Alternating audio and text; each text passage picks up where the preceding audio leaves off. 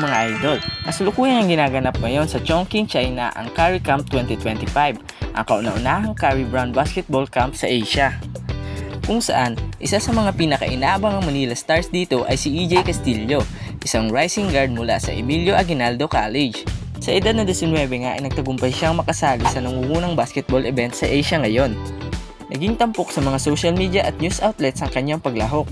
Una itong inuulat noong August 18, 2025 na si EJ ay kabilang sa piling mga Pilipino players na inimbitahan sa Curry Camp kasama si Koji Buenaflor ng University of Santo Tomas. Ang camp na ito ay bahagi ng Curry Brand World Tour na inorganisahan ng Under Armour upang magdala ng basketball coaching camps sa iba't ibang bahagi ng mundo.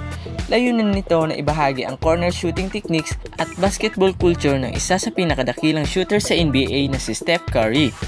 At para kay EJ Castillo, ito ay isang napakahalagang oportunidad. Bago pa man siya pumasok sa NCAA Season 101, nakasali na siya dito. Nagbibigay sa kanya ng isang unique learning experience kasama ang NBA superstar. Malaki ang maitulong nito para lalo pa siyang mahasa bago magsimula ang kanyang collegiate career. Talagang kahanga-hanga.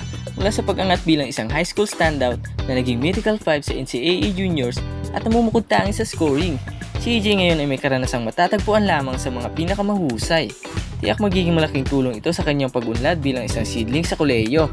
Eto na nga mga idol at silipin natin ang ilan sa mga highlights nito.